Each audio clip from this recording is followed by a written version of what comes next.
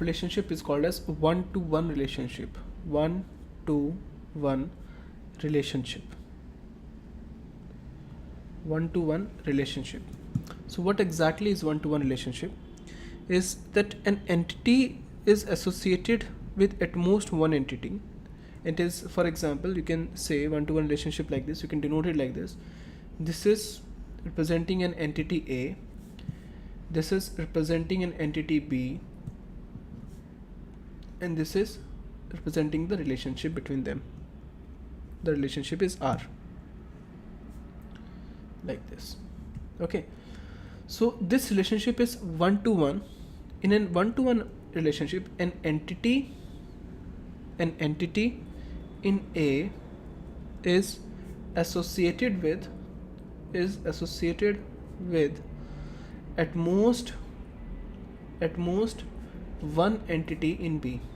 At most one entity in B. An entity in B and an entity in B is associated with at most one entity in A. Is associated with at most one entity in A. Okay. For example, if we have the following relationship, the relationship is like this. Every department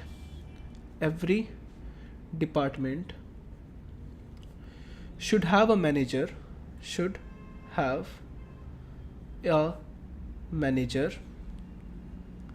And only one manager manages a department, and only one employee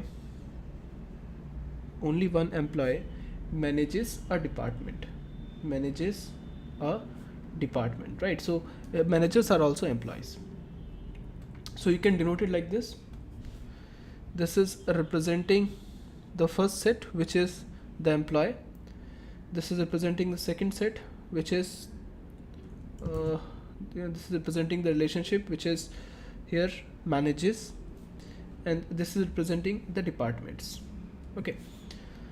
So we have the employees, which are E1, E2, E3, E4, E5, E6 and E7. I assume these are the employees. We have the departments like D1, D2, D3, D4 and D5. These are the departments. Okay. Now you can see they are saying that every department should have a manager, but only one employee manages a department. And when I'm saying one-to-one relationship, that means an entity in A is associated with at most one entity in B. The specific word is at most. At most means maximum it should be one, but it can be less than one. Okay, so here you can see assuming that employee E1 manages the department D1, employee E2 manages the department D3, employee E3 manages the department D2, employee E5 manages the department D5, and employee E7 manages the department D4. Now you can see here in this case every department should have a manager, so every department is having one single manager, and only one employee manages a department. That means there are not more than one employees which are managing this particular department. And here these things are representing the relationship, and the relationship is manages. Entities are employee and department. Entities are employee and department, right?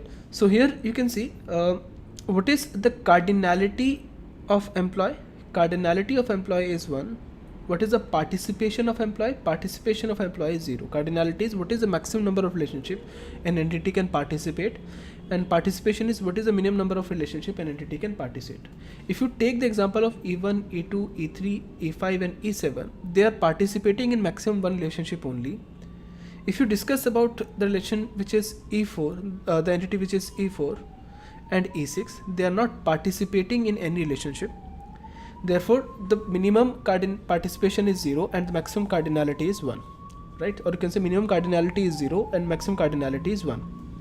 In the same way, if we discuss about the department, what is the cardinality of department? Cardinality of department is 1 because because every department should have an employee and only one employee manages the department. So at maximum, the department is participating in one relationship. In the same way, what is the participation of department? Participation of department is also 1. Cardinality is also 1, and participation the same way, that is also 1. Now this relation we can also represent this relationship in the min-max form representation, which I have already told you. So let me write it this way. Here we had these two relationships. So number 1, we had an employee, we had manages, and we had department.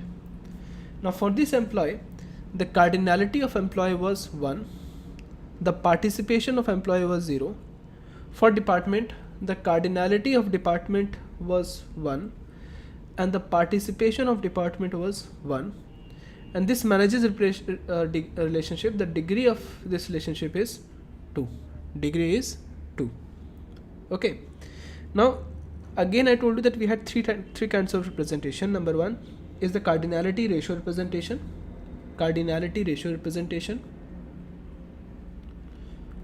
Number 2 is the single line double line representation. Single line double line representation.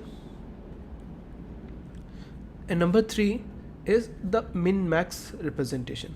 Min-max representation. So let me draw for all of them, all three of them.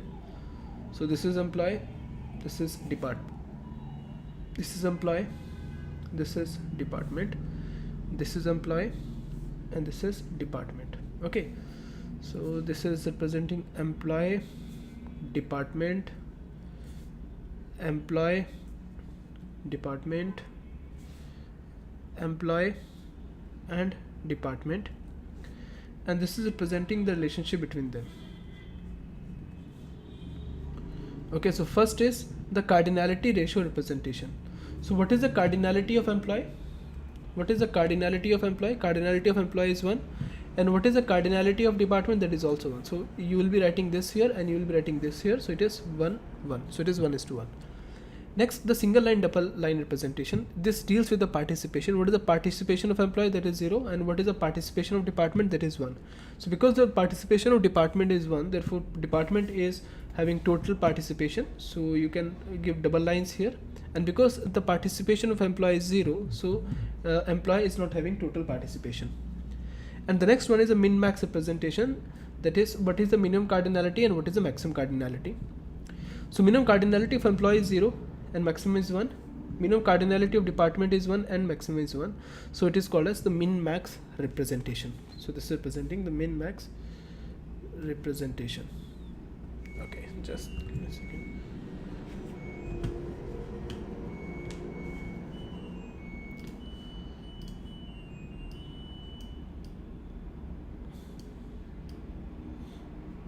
That's better. Okay.